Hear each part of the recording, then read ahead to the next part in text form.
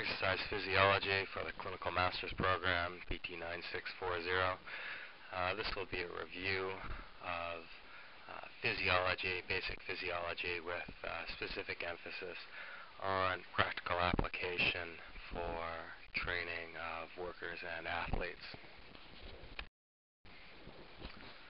We're going to review the energy systems, the sources of how our body produces energy, and the specific use of this energy in our bodies. We're also going to review metabolic responses to exercise, and specifically what activities, what intensity of activities, and what duration of activities use which energy systems. We're also going to be looking at assessing the sport work-specific energy demands and how to train people specifically for the demands of their sport or their work. Let's review the energy systems. Energy provides the basic building blocks of life. Energy allows us to perform all the physiological functions needed, including the beating of our heart, as well as perform the motor functions needed to get through everyday activities of daily living, as well as physical exercise. ATP is the common intermediate in energy transfer. That means that all energy is derived from ATP in our body. ATP is made up of adenine and a ribose, as well as 3 phosphates. The most peripheral phosphate being the highest energy phosphate, and the second phosphate also being a high energy phosphate and can also be used to provide energy for metabolic activity. ATP is broken down into ADP when energy is released, and can further be broken down into AMP, or a monophosphate, when the second phosphate is broken off.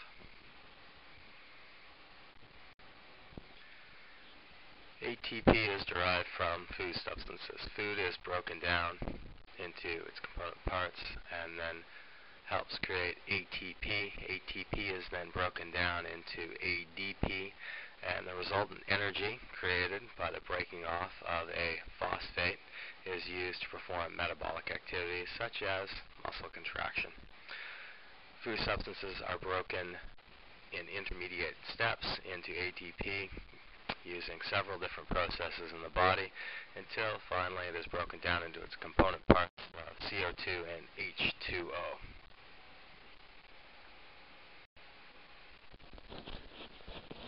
Now, one question is, why do we simply not store enough ATP to get us through our activities of daily living?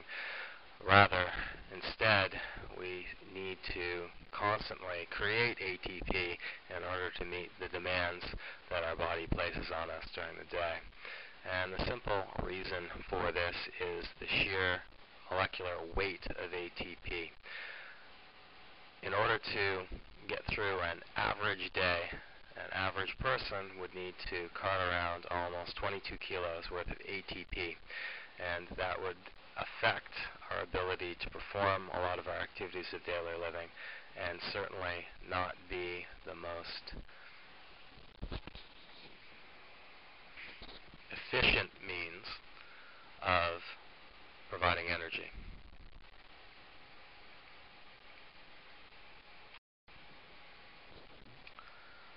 The importance of ATP for cell function cannot be overstated. ATP is the only way that our body can transfer energy to be used for metabolic function. There is very little ATP that's stored inside the cell, so the cell needs to be very responsive to a depletion of ATP and defend very strongly against a decrease in ATP. ATP is carefully matched to production and supply to meet demand in order to not be carrying around too much ATP and decrease our efficiency for movement. And resynthesis of ATP is a very rapid process, so that our bodies can be very responsive to the need for ATP to perform physical activity and respond to stress and emergency situations. And the loss of ATP, homeostasis, is a critical problem for the cell. In fact, without ATP, cell will die. Now, the process by which ATP is broken down into ATP and free energy is created from metabolic activity involves water. Water reacts with ATP, causing the phosphate to be broken off, which again leaves us with a free hydrogen molecule. The process by which this takes place is sped up or eased through the use of several different enzymes. The most popular one being myosin in our peripheral muscles. Supply is carefully matched to demand, and depending on the intensity or duration of the exercise or stress or activity for which we are doing, our ATP is derived from one of three sources. Either our phosphagen stores through the process of glycolysis and also through oxidative phosphorylation. Our main sources for production of ATP are ingested in the form of carbohydrates, which are broken down into glucose and glycogen, lipids, or fats, which are broken down into fatty acids and triglycerides, and in extreme instances, amino acids. However, the breakdown of protein in order to make ATP is usually indicative of some sort of pathological process going on in the body.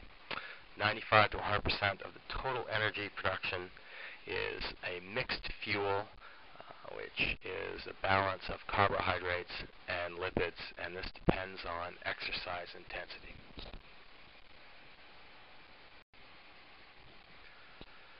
Now, the production of ATP through each of the three energy systems takes place in different parts of the cell. The three energy systems, again, using our phosphocreatine system or our phosphagen stores, glycolysis or the glycolytic process of making ATP, and oxidative phosphorylation. Each of these processes are characterized by where the production of ATP takes place in the cell, and also by how long or the number of chemical reactions it takes in order to create an ATP molecule. Your phosphocreatine system is the most reactive system. This process of creating ATP takes place in the cytosol, which is very close to where ATP needs to be used in order to create a muscle contraction.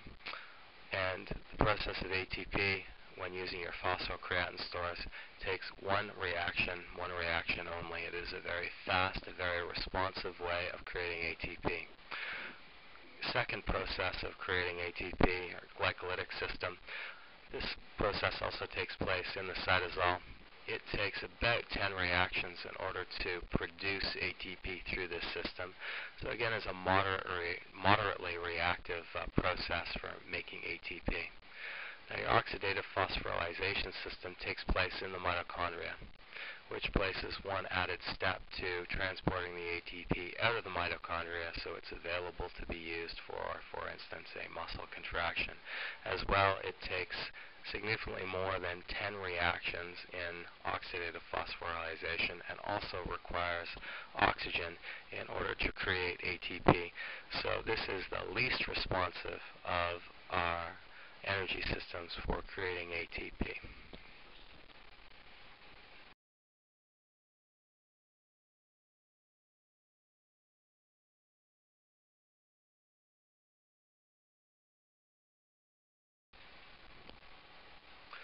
So an overview of our energy systems show that our phosphocreatine system, which is very responsive and has a very high rate of ATP production, is also termed our power system for ATP production.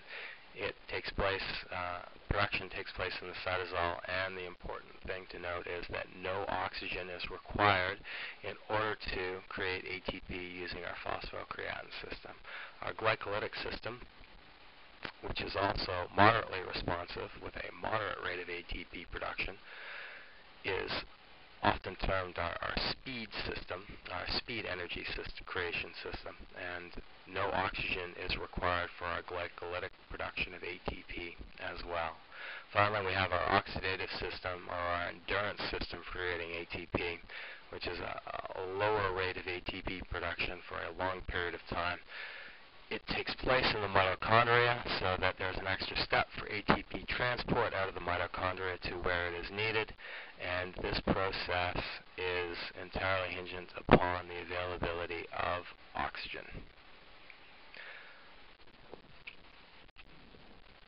Now we're going to take a closer look at our phosphagen system, or our phosphocreatine system. Now our phosphagen system uses the molecule phosphocreatine in order to rephosphorylase ADP back into ATP after it has been broken down. Your phosphocreatine molecule combines with ADP, recreating ATP and leaving a free creatine molecule, and this process is sped up through the use of creatine kinase, another enzyme. Now, the phosphocreatine serves as an immediate buffer to ATP loss. It is very rapid, a one-step reaction in order to rephosphorylase and recreate ATP, and this process also takes place very closely to where the energy is needed in the form of helping to create a muscle contraction.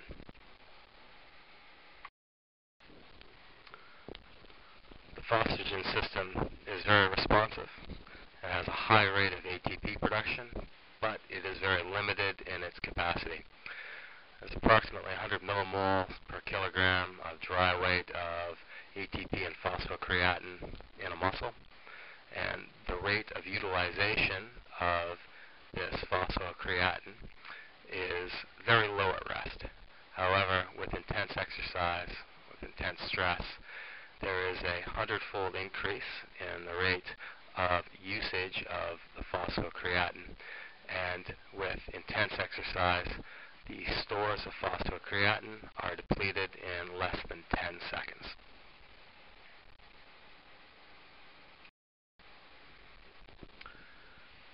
When do we rely on the phosphocreatine system?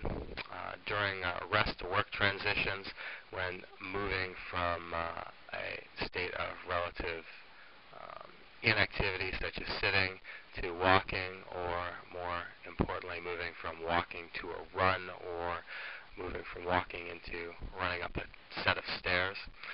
Also transitions in workload during exercise, for instance, when running, when you come to a steep hill and try to maintain your speed, or at any time, high rates of ATP production are needed, such as with a vertical jump, with lifting heavy weights in the gym, or when the fight or flight response is initiated. The phosphocreatine energy system creates ATP predominantly during intense exercise, which lasts less than 10 seconds. Now we'll look at the glycolytic system. Carbohydrates are ingested, and carbohydrates are stored in the body in two different forms. In the blood, carbohydrates are stored as glucose. In the muscle, carbohydrates are stored as glycogen. Both glucose and glycogen follow essentially the same 10 reaction process by which they are broken down into two pyruvate molecules. And through the process of breaking them down into two pyruvate molecules, two ATP are formed when glucose is the starting product, and 3 ATP can be formed when glycogen is the starting product. Glycogen forms one extra ATP compared to glucose. simply because of the ease by which glycogen is broken down into the entry component part in this process, G6P. Now, the fate of pyruvate depends upon whether or not oxygen is present at the end of the process.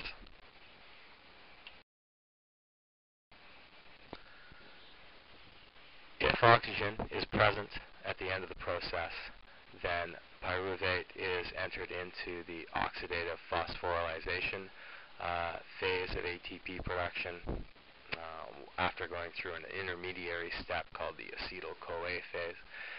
However, if oxygen is not present when pyruvate is formed, then it is stored or buffered as lactic acid. And lactic acid is one of the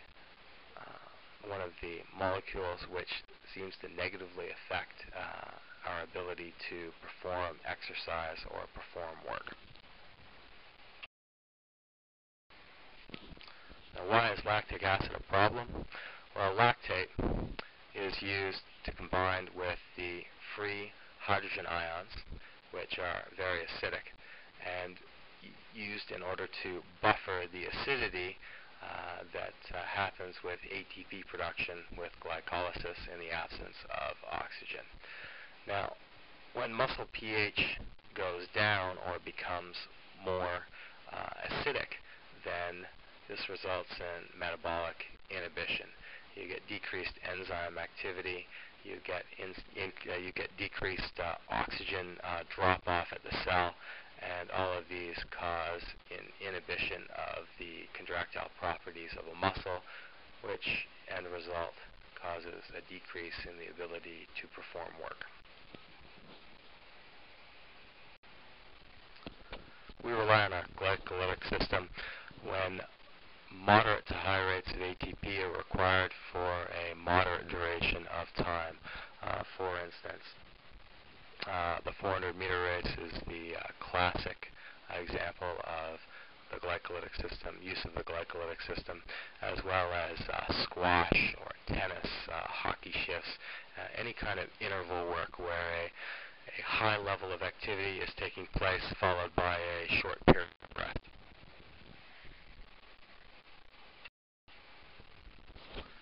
Finally, our oxidative system.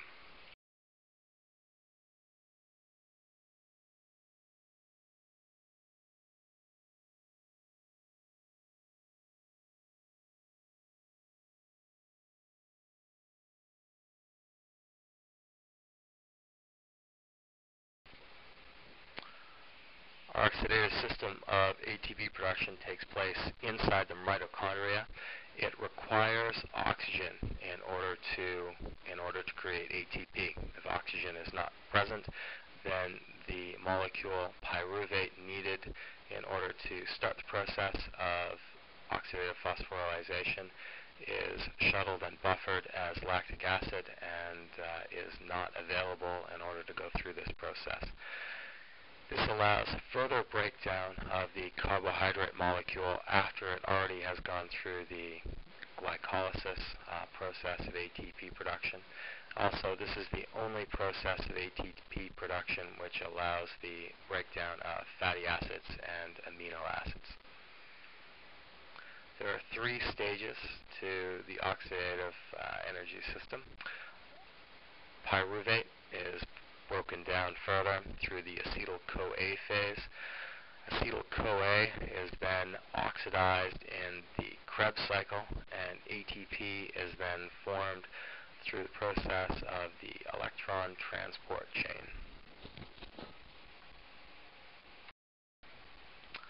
This is a schematic of the process of oxidative phosphorylation. Carbohydrates, which have been broken down into pyruvate, are entered into the acetyl-CoA process.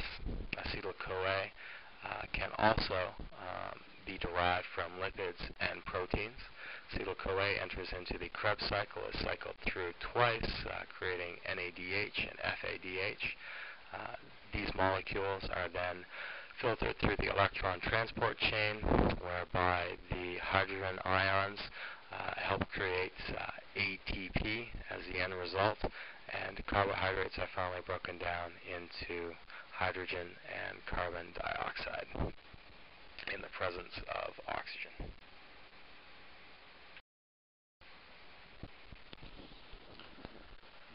As a result, a glycogen molecule can be broken down into a total of 37 ATP, a glucose molecule into a total of 36 ATP when filtered through glycolysis and the oxidative phosphorylation system.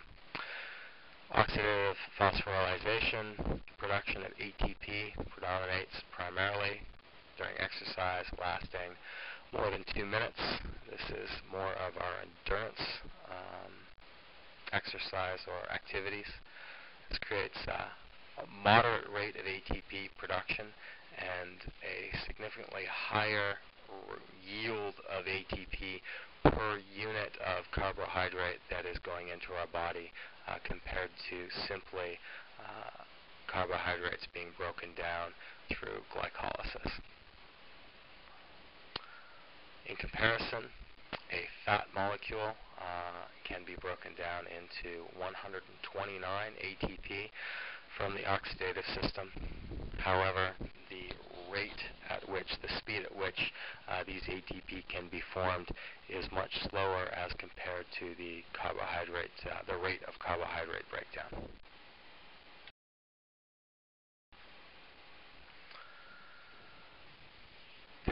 This rate of breakdown of carbohydrate versus lipid is illustrated on this graph, whereby you can see it takes fewer units of oxygen to create ATP when using carbohydrates as opposed to fat.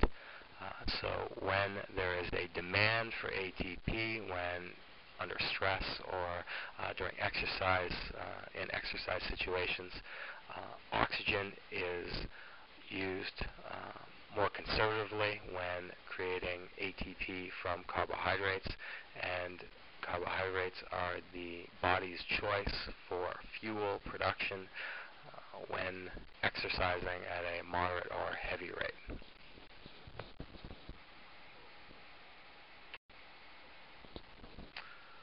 Finally, a summary of energy systems. This chart gives an overview of our three energy systems and also divides the oxidative phosphorylation system into carbohydrates and fats. It gives a summary of the starting products and the end product for each system.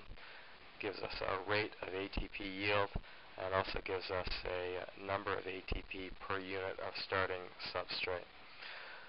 Final column is the usable storage capacity of ATP given in each energy system, and gives the approximate length of time that the energy system can provide ATP while maximizing the use of that energy system.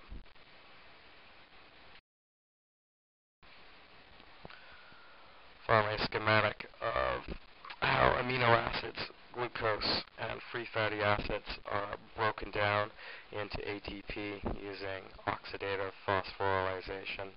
The common start point for all three processes being the acetyl-CoA phase.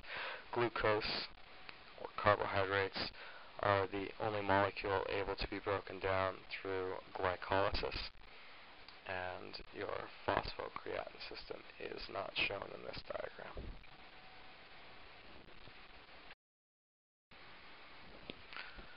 Our take-home points for energy systems.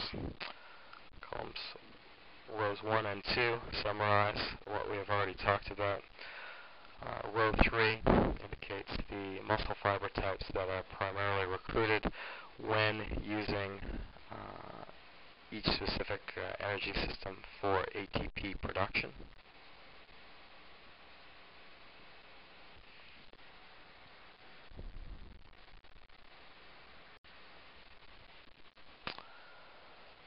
On this slide, our energy systems are classified into whether either a high output, like our anaerobic alactate system or phosphocreatine system, of medium power output, like our anaerobic lactate system, also called our glycolytic system, and our low power output, which is our aerobic system or oxidative phosphorylation system for energy production.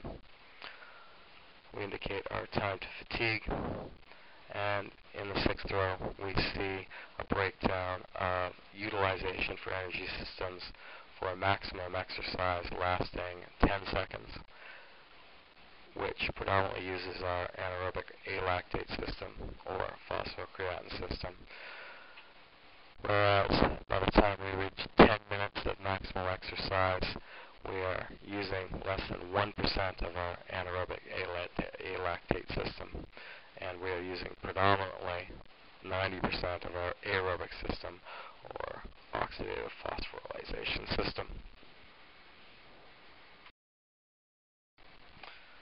We're now going to look at metabolic responses to exercise and application of energy system use to activity.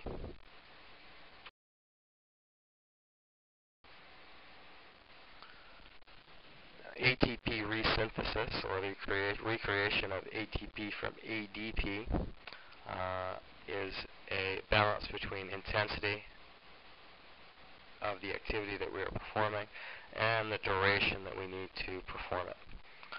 As this graph depicts, our phosphocreatine system or anaerobic alactate system is one that creates a high yield of ATP over a very short period of time. Our glycolytic system or our anaerobic lactate system is got a moderate yield of ATP over a moderate period of time, and of course we have our oxidative system or our aerobic system, which creates a lower level of ATP over a long duration of time.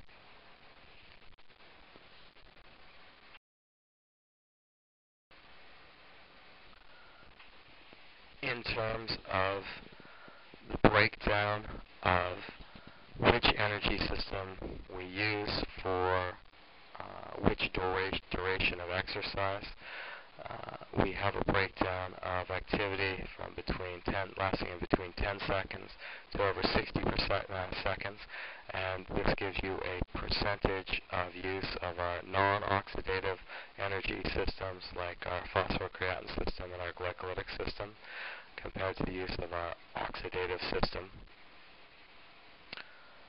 Further, our energy usage is broken down when we look at shorter duration activities lasting from 2 seconds to 120 seconds, and we're able to look at the breakdown of how our body uses our phosphagen system compared to our glycolytic system.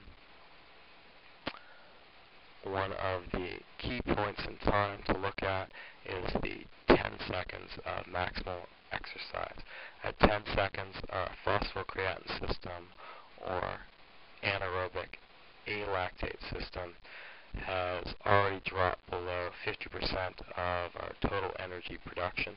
Our glycolytic system has significantly ramped up and is now creating 50% of our ATP, and our oxidative system is just getting off the ground and is just starting to contribute significantly to ATP production.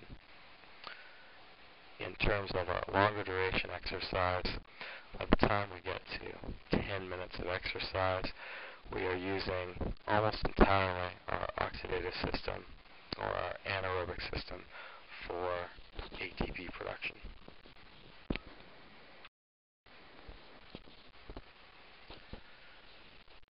Using some common distances run, we are able to better encapsulate what percentage of aerobic versus anaerobic energy production is needed.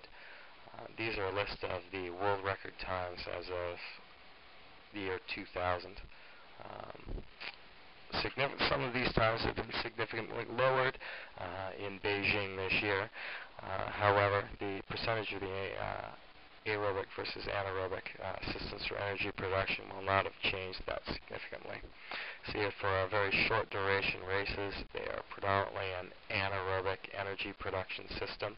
As soon as we get up past 400 meters into 800 meters, close to that 2 minutes of duration, we've now tipped the scale into more of an aerobic energy production. And of course, our longer distance races are almost exclusively aerobic energy production. The exception being, of course, with a kick at the end of a 10,000 meter race or a kick at the end of a marathon, where an anaerobic energy system would kick in and help provide ATP for that final thrust before the line. It's important to note that these are cyclical activities. There are no rest periods in these races that are run. If you introduced interval run into any of these, this would change the percentage of aerobic to anaerobic energy production.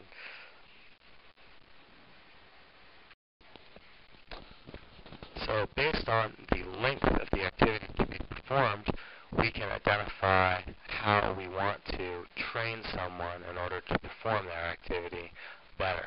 For low duration activities, the most important aspect of training is maximal strength.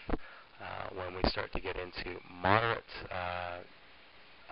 duration of activities, we're looking at more muscular endurance component, and when we get into very long activities lasting more than 25 minutes to hours, we're looking at maximal strength playing less of a role, and looking at muscle endurance of long duration playing a very significant role in training people in order to perform better based on the duration of activity that they need to perform.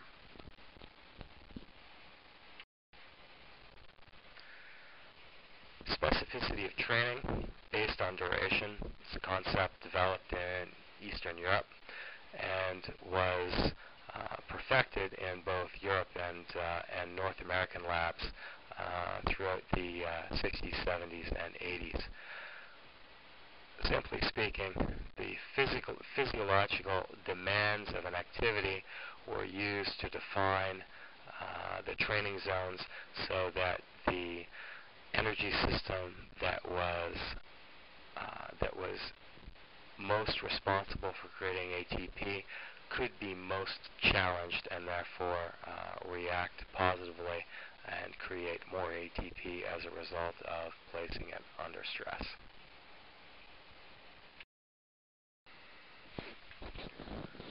These 6 different zones of training were developed based on the physiological responses of individuals to training at a certain duration at a certain percentage of their maximal intensity. The primary mode for assessing people's responses to the duration and intensity of maximal training was measurement of lactic acid. The duration of the repetition was developed based on the amount of lactic acid that was built up over that period of time at that percentage of maximal intensity. The number of repetitions were developed through the assessment of muscular ability to continue to perform at the percentage of maximal intensity, and the rest period was developed by assessing when the baseline characteristics of the individual returned to a level that were not going to affect subsequent repetitions in a training zone. This chart is very busy, but is very important. The rest interval is perhaps the most important aspect of training. If an individual does not have enough rest between the repetitions, then they will be unable to continue training at the percentage of the maximal intensity at which you want to target. With too little rest, you begin to train an energy system which you might not necessarily want to target at this point in time. The most important aspect of training is rest. Our work-to-rest ratios combine both the percentage of 1 rep max, or a percentage of maximal intensity that we're working at, as well as the speed of performance, and gives us the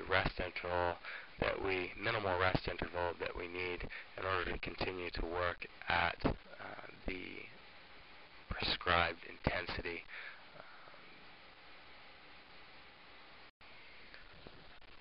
This graph simply visually represents the relationship between the percentage of the 1 rep maximum that you ask your client to work at and the number of repetitions that you can expect them to be able to perform. If you want your client to be able to perform 30 repetitions, then you must load them at less than 60% of their 1 rep max. If you load them at more than 60% of their 1 rep max, then you need to set your expectations at less than 30 repetitions. If you ask your client to only perform 30 repetitions at significantly less than 60% of their 1 rep max, then they quite possibly might not be working to their full potential, based on the demand that you put on them. Finally, we're going to assess the specific energy demands of some activities and discuss how we arrive at the conclusions of how to train one energy system versus another energy system in terms of the activity demands of an individual.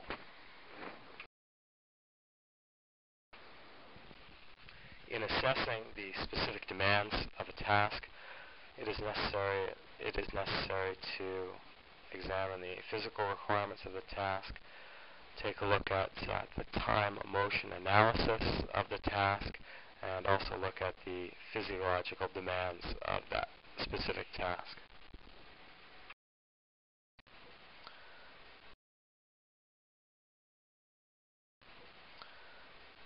What are the flexibility requirements of the task, and does it require static flexibility, or more often, as in sport, dynamic flexibility? And the physical requirements in terms of neuromuscular control and dynamic stability. What are the proprioceptive, what are the constraints in the area that the person has to work, what are the other environmental aspects that the person has to take into account for when doing their activity, doing their sport, or doing the job-specific task for which they need to perform at work.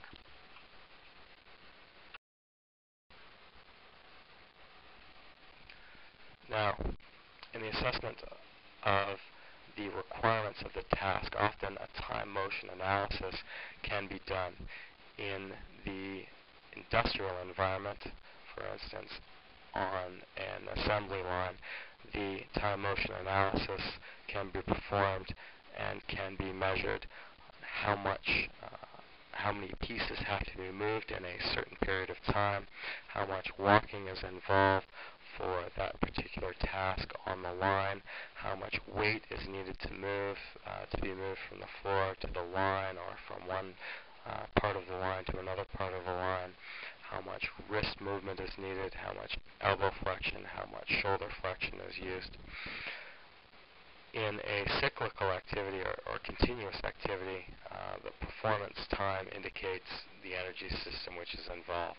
A 100-meter race, which is a continuous activity, requires 90% anaerobic energy production. Most often in the workplace, continuous activities other than keyboarding are not often required. Some sports which typically are associated with continuous activities are track and field, sort of track events, rowing, cycling, speed skating, etc. More typically, acyclical or intermittent exercises or activities are performed in the workplace. Some sports which also encapsulate this atypical or intermittent activity is racket sports like tennis or squash. Some sports like martial arts, wrestling, rugby, football. Most team sports are acyclical or intermittent exercises. In terms of breaking down these sports, the velocity at which the worker or athlete moves, the number of times they have to move at that speed, the total distance, as well as the different directions that the athlete moves, and the exertion to rest ratio all need to be calculated in order to properly break down the activity into its component parts and discern which energy systems are needed in order to train these energy systems properly. Finally, the physiological analysis, different aspects which we use in clinic all the time to examine the physiological characteristics of our client. We test their strength, we test their flexibility, we can take their heart rate. So more intricate tests, for instance, the Wingate test on a bicycle, which can calculate the peak or mean power output. We can also look at maximum blood lactate levels or measure blood lactate levels in order to assess the percentage of intensity that people are working at. We can use many of these things in clinic in order to help assess the physiological aspects of a client.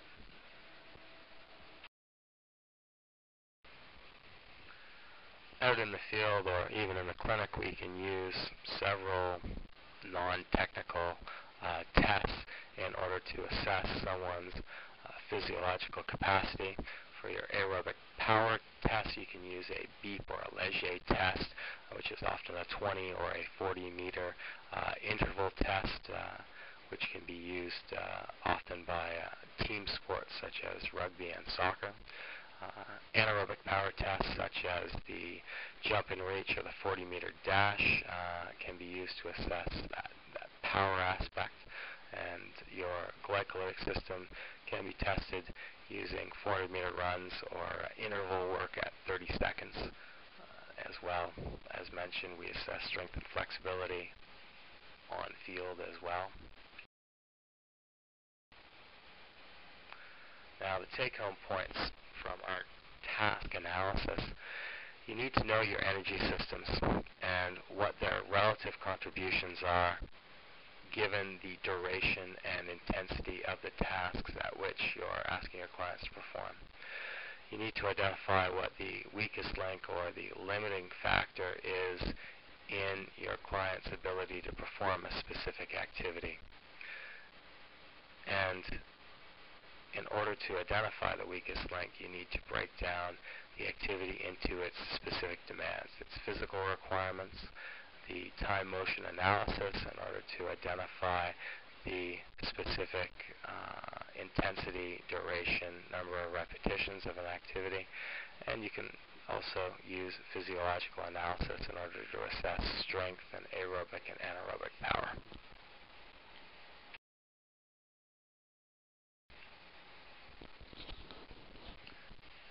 In terms of developing a training plan, you need to identify the goals of the client. Is this person an elite athlete? Is this person simply trying to return to work? Is this a weekend warrior who is intent upon continuing to play squash so that they will not die of a heart attack and a stroke, and also need to perform the activities that they need to perform at work in order to live a fulfilling life? Is the stress appropriate for the energy system that you want to train? As well, you need to monitor the physiological effects of the training that you're subjecting your people to. One easy way, of course, using heart rate, percentage of maximal heart rate can help you identify the intensity at which your your client is working in the clinic. You can continue to monitor strength in order to assess whether or not the person is getting stronger. You can use different levels of intensity on your aerobic equipment in order to help assess whether or not the client is improving in their ability to perform a task at a given level of intensity over a given level of endurance. And you need to continually assess whether or not the intensity of the training that you're giving your client is appropriate given the level of intensity that they're going to have to return to work at or return to sport at.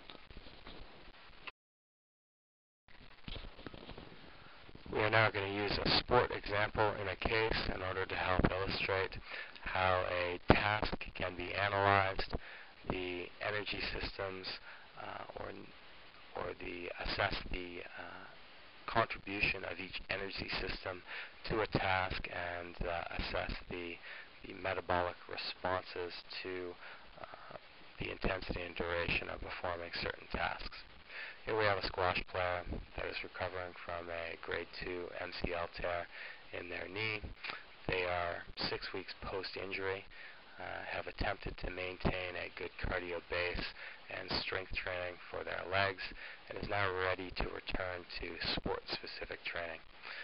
Based on the energy demands of the sport, we're going to design an injury-specific gym program and design a sport-specific drill for this person to help facilitate their return to sport.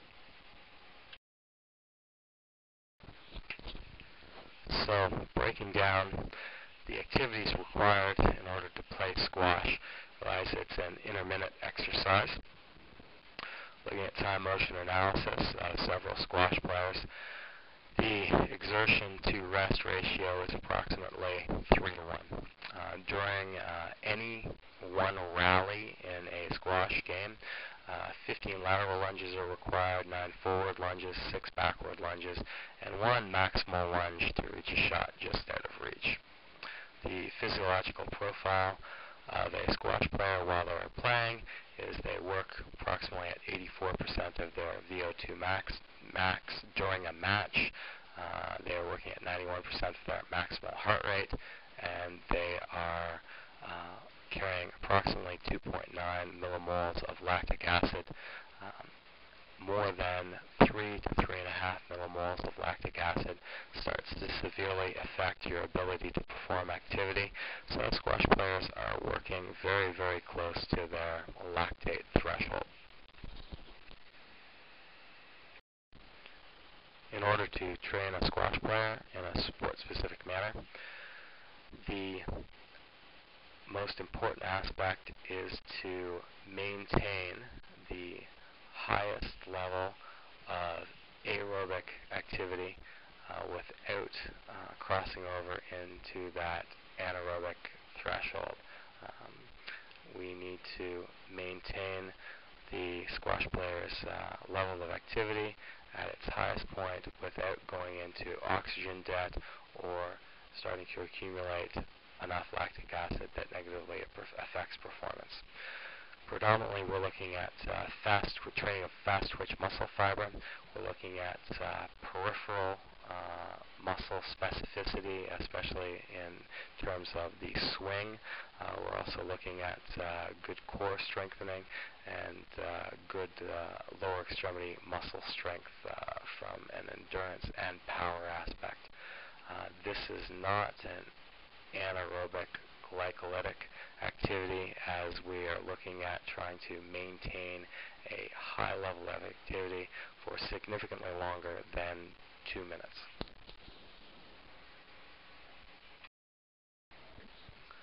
In order to train this athlete sport specifically, we're going to use Zone 4 in order to train him.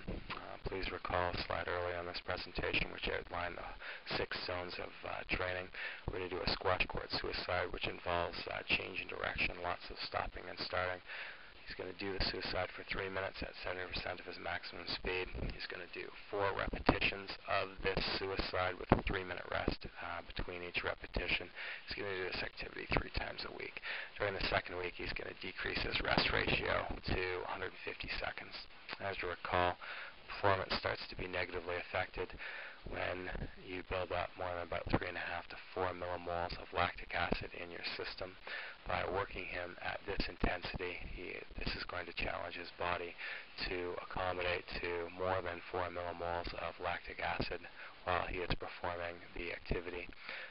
This will challenge him to buffer lactic acid at a better rate as well. During the rest interval, this will challenge him to clear a significant amount of lactic acid to prepare him to do the next repetition. In the gym, we're going to work a circuits training program with this athlete that's going to involve squatting, lunging, which is very sport specific. It's also going to involve heel raises, hamstring curls, some leg extension exercises, as well as some core. He's going to perform this circuit 3 times a week. He's going to work at 40% of his 1-rep max.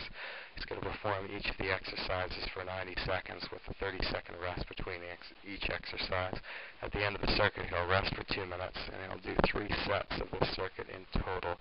This will help incorporate that exertion to rest ratio of 3 to 1, which was outlined in the time motion analysis and should be sport specific for the activity that